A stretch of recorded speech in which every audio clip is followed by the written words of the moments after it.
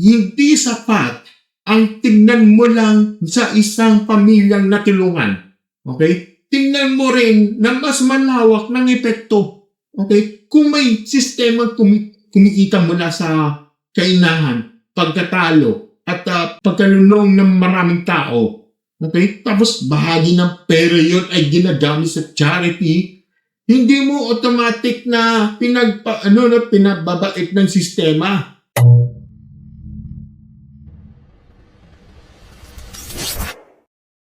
Hello mga stories! Welcome back sa isang mga random reaction podcast dito sa ating channel na Marky Stories.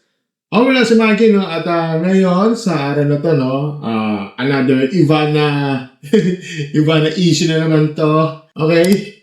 Mga stories, si Ivana daw, isang kumakalat sa balita tungkol kay Ivana, si Miss Ivana Alawi na umari nagbigay daw ng 2 million pesos, diba?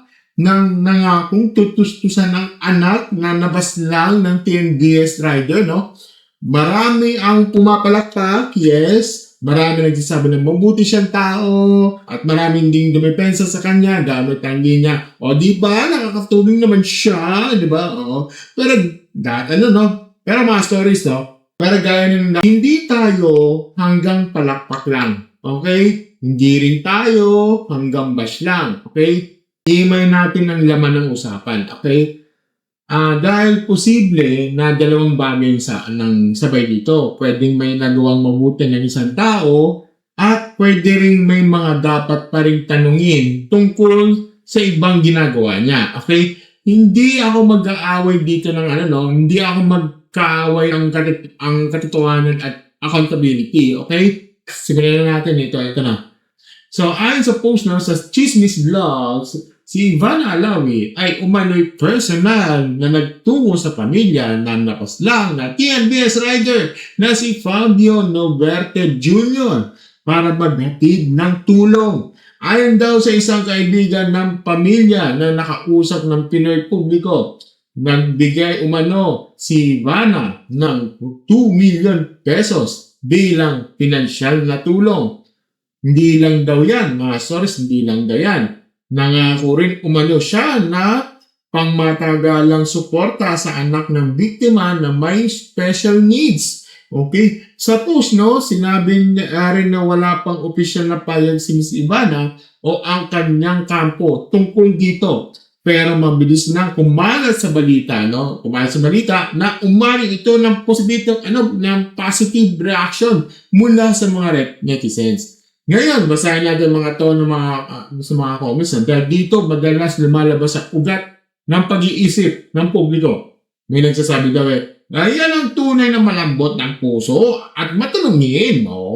May nagsasabi na yung ibang vlogger binasibisiba dahil nagpo-promote ng gasol at ang pera naggaling sa gasol. Tinutulong wala naman problema dun. At least nakatulong siya. May isa naman nagsasabi, Church dati na pagdagasol, walang sa pilitan yun. Di ba? At saka meron din nagsasabi, maputi ba si Ivana may action? Gobyerno parang hindi nagpaparamdam. Ngayon, may doon tayo nagpo-focus. Kasi sa comments na yan, andun ang emosyon. Pero kailangan din natin ilagay ang logic. Okay, mga source, ito yung aking reaction sa dito. Unang-una kung totoo yung ulat, then bigyan natin ng tamang pagkilala ng mabuting gawa. Okay, diretsahan tayo, Kung totoo nagbigay si Miss Ivana ng 2 million pesos at tumulong sa pamilya na napaslang ng rider, well, mabuti naman yon. Okay? Walang dahilan para maliitin ang tulong sa makapagpapagaan, di ba, sa buhay ng isang pamilyang nasaktan ng trahedya. Ang mabuting gawa ay mabuting gawa. Okay? Ito na. Pero itong mahalaga dito. Ang pagpuri ng isang mabuting gawa ay iba sa pagbubura ng lehitimong kritisismo. Magkaiba yon. Okay? Sana intindihin niyo ito. Magkaiba talaga ang kritisismo at yung mga bashing. Huwag mong haluin yon. Okay? ginagawa niyong gray area yun. Walang ganunan yun, okay? At dito ako may problema sa ilang comments dito, no? Yung mga linyang at least nakatulong ay madalas ginagamit para putulin ang usapan. Parang ang ibig sabihin, dahil may naitulong, tapos ng lahat, di ba? Bawal na magtanong, bawal na pumuna. Mali yun. Okay, mali yun. Ang tawag dyan, masters, moral licensing. Okay? Kapag ang isang tao ay nakagawa ng mabuti, ginagamit yun para palusutin o pagtakpan ng ibang bagay na dapat pa rin siya sa atin. Okay? Para bang, para may moral credit card ka. May mabuti kang nagawa, kaya pwede mo na i-cancel out ang criticism. Hindi ganyan gumagawa ang ethics dyan, ha? At saka paggawa ng yung mabuti ay hindi detergent ng panlinis sa lahat ng issue. Okay? Pangalawa, yung argumentong pero man galing sa gasol, at least nakatulong, ay may nang logic. Okay? Yung mga ganyang statement nila yan, may nang logic yan. Bakit? Kasi nililito nito ng usapan ng source at outcome. Okay? Oo, pwedeng may magandang napunta ng pera. Oo, nandun na. Pero hindi ibig sabihin noon, malinis na ang pinanggalingan or neutral na ang sistemang lumikha nito. Okay? Simple lang yan, masters. So, hindi porket may naitulong ang pera, ibig sabihin, wala nang dapat itanong kung paano ito kinikita. O kinita, no? Saan ginagawa nito? Saan ito nanggaling? At ano ang social cost ang kapalit nito? Okay? At dito pumapasok ng pragmatism. No? Sa totoong buhay, masters, no? Hindi sapat ang tignan mo lang sa isang pamilyang natulungan. Okay? Tingnan mo rin na mas malawak ng epekto. Okay? Kung may sistema kumikita mula sa kainahan, pagkatalo, at pagkalulong ng maraming tao. Okay? Tapos bahagi ng pera yun ay ginagamit sa charity. Hindi mo automatic na pinababait ng sistema. Madalas pa nga, nagiging panlinis ng imahe yan eh. Kung gusto mo natin maging tapat sa usapan, okay? Kaya natin sabihin ito eh, yung may mga mabuting gawain na hindi dapat gawing panangga sa mas malalim na usapin. Okay? Pangatlo, ito, yung sinasang choice natin na paggagasol, walang sapilitan eh. Well, ito yung paboritong depensa sa mga karamihan dyan, okay? At sa totoo lang mga stores, mukhang simpleng pakinggan, pero hindi sapat. Okay? May personal responsibility ang bawat tao. Hindi ka naman nahawakan sa leeg para mag-deposit. Totoo yan eh. Diba? Pero mali doon na matatapos sa analysis. Kasi ang totoo, mga stories ang mga online platform, lalo na kung may marketing machinery at celebrity influence, ay hindi neutral. Okay? Dinedesign niya ng mga yan para manghikayat na mag-normalize at magbaba ng depensa ng tao. Kapag sinabi mong choose lang yan, binabaliwala mo yung mga psychology ng addiction. Okay? Ang epekto ng constant exposure at ang kapangyarihan ng algorithm. Okay? At ang taong gipit, desperado, o emotionally unstable, hindi laging rational ang decision. Okay? Hindi lahat ng choice na malaya sa pressure, minsan may mga choice na nuhubog ng mga paulit-ulit na tukso, diba? Pangako ng instant gain, tapos ilusyon ng pag-asa. Okay? Kaya ang linyang choice naman nila yan ay kalahating katotohanan. At ang kalahating katotohanan minsan mas mapalinlang pa kaysa tahasan kasinungalingan. Okay? Pangapat, huwag natin paghaluin ng personal na kabutihan at public accountability. Okay? Posible na mabay si Miss Ivana sa personal. Oo. Posible na generous siya. Posible na tumutulong talaga siya sa nangangailangan kailangan at kung ganun yun, mabuti, di ba? Pero ang tanong ng publiko kasi dito mga source ay hindi lang mabait ba siya? Ang tanong ay anong epekto ng influence niya sa lipunan? Yan ang malalaking ng pagkakaiba dito.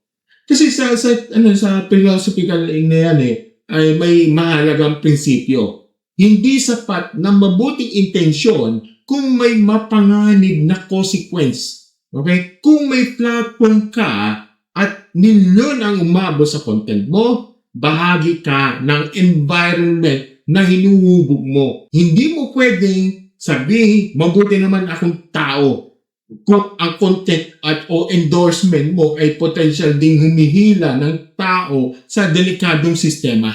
Ang tao ay pwedeng mabait. Ang strategy ay pwedeng mali. Okay? Sabay na pwedeng totoo yan. Okay? Panglima, may nakita ako may mga comment dyan na maraming tao madaling manghusga pero di nila alam na kapigtasan din sila. Okay? Tama naman. Lahat tayo may kapigtasan. Walang perfecto dito sa mundo.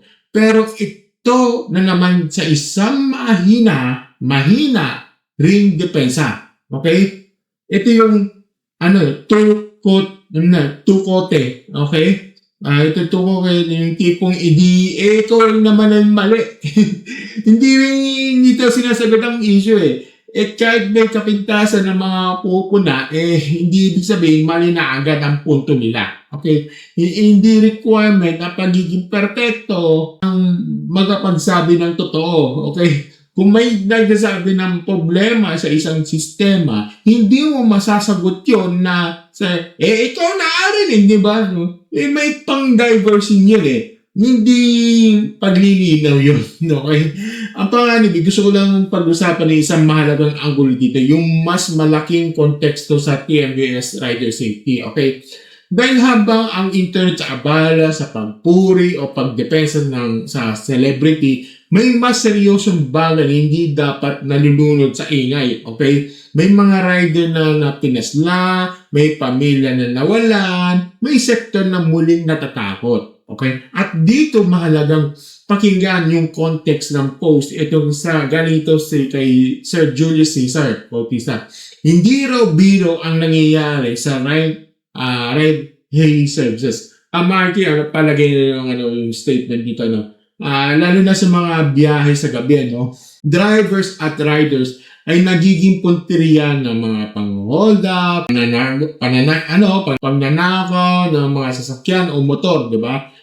May punto siya, at hindi pwedeng donation lang usapin dito. Dapat policy rin dito. Pwede pag-aralan ng facial recognition ng pasahero ng app. Mas matibay na identity verification, mas mabilis na incident response, mas maayos na coordination sa pulisya, at seryosong pagdinig mula sa LTFRB at mga platform.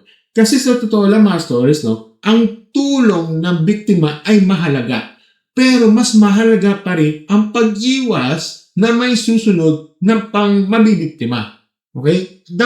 Dito dapat tumama ang usapan dito. Hindi lang kung sino ang mabait, kundi sa kung anong sistema kanilang ayusin. Okay? Pangatlo, Pangpito, gusto ko rin banggitin yung mga linya. Mabuti sa iba may action gobyerno para hindi nagpaparamdam. May punto yung frustration na yan. Totoo yun. Kasi madalas mabagal ang gobyerno, madalas reactive, hindi preventive. Pero dapat malinaw dito. Hindi trabaho ng celebrity na salahin ang kabiguan ng Estado. Okay? At lalong hindi dapat maging excuse ng gobyerno ang presensya ng private charity. Okay? Kasi kapag umasa tayo sa kabutihan ng ilang sikat na tao na para solusyonan ng mga trahedya, napapalitan ang hustisya ng awa. At magkaiba yun. Okay? Ang awa ay pansamantala. Okay? Ang hustisya ay pangmatagalan. Okay? Ang donasyon ay lunas ng sugat. Parang first aid kit lang yan. Okay? Yung donasyon na yan. ang maayos na sistema ay nag-iiwas sana ng sugat. Kaya oo, mga stories, pahalagaan ang tumulong. Okay? Pero huwag nating kalimutan, singilin. Ang institusyon dapat talagang gumalaw. Okay? Pangwalo, ito yung pinakabuod sa opinion ko dito. Kung totoo ang ginawa ni Miss Ivana, dapat siyang purihin sa partikular na gawain iyon. Okay? Pero hindi dapat gamitin ang gawain yun bilang pambura sa ibang valid na issue. At higit sa lahat, hindi dapat mauwi sa lahat ng personality politics. Okay? Minsan kasi ganito yung internet. Kapag gusto nila ang tao, lahat ng maling napapatawad. Okay? Kapag ayaw nila ng tao, kahit mabuti, minamaliit. No? Parang mali dito. Okay? Dapat ang batayan natin ay prinsipyo, hindi fandom. Ano ba naman yan? Kung laban ka sa harmful systems, laban ka dapat dun kahit sino pa ang endorser. Hindi, kung pabor ka sa pagtulong sa biktima, pabor ka dapat dun kahit sino pa yung tumulong. Okay? Hindi dapat nagbabago ang moral standard depende sa apelyido, ganda, kasikatan, o dami ng followers. Okay, mga stories, ito yung final thought ko dito, no. Una, kung napatunayan totoo yung 2 million pesos at ang pangakong suporta sa anak ng biktima, mabuting balita yan. Okay? At sana dumami pa ang mga taong tumutulong sa tahimik at totoo. Okay? Pangalawa, huwag natin gawing panakipbutas ang charity. Okay? Ang kabutihan ay dapat kilalanin. Pero ang accountability ay dapat manatili. Okay? Pangatlo, ang kaso ng TNBS Riders na yan, hindi sapat ang dasal, likes, shares, at donation drives. Okay? Kailangan ng konkretong safety reforms, platform responsibility, at seryosong aksyon mula sa gobyerno. Pangapat, sa mga nagsasabing, nakatulong. Ang sagot ko ay simple lang. Oo, at least nakatulong, pero ang mas tamang tanong ay nakakatulong ba tayo kung doon lang natin tatapusin ang usapan, di ba? Dahil kung hanggang papuri lang tayo at hindi tayo aabot sa ugat ng problema, uulit ang tragedya yan, no? Mag-iiba lang ang pangalan ng biktima, di ba? So, yan mga stories, kung may sense yun para sa inyo, no? Ano sa tingin nyo, no? Pwede bang kilalanin ang mabuting gawa ni Miss Ivana nang hindi kinakalimutan ang mas malalim na issue o usapin ng TNBS rider safety? Ano ang pinakaunang dapat gawin ng mga platform at ang gobyerno? So, comment down below at pag-usapan na natin ng mga tustos-tuson dito. Okay? So, kung gusto mo yung mga ganitong straight to the point, pragmatism, o mga logical lang mga usapan dito, don't forget to like, share, subscribe sa ating channel, and click the notification button sa baba. O pala si Martin, at saka, be part of the membership community, membership plan for as low as 39 pesos a month. Join na kayo dito, no? At makikita mo na yung mga early videos ko doon, okay? Para straight from the rendering. At saka shoutout pa natin dito sa baba ko, no? Shoutout sa inyo. Or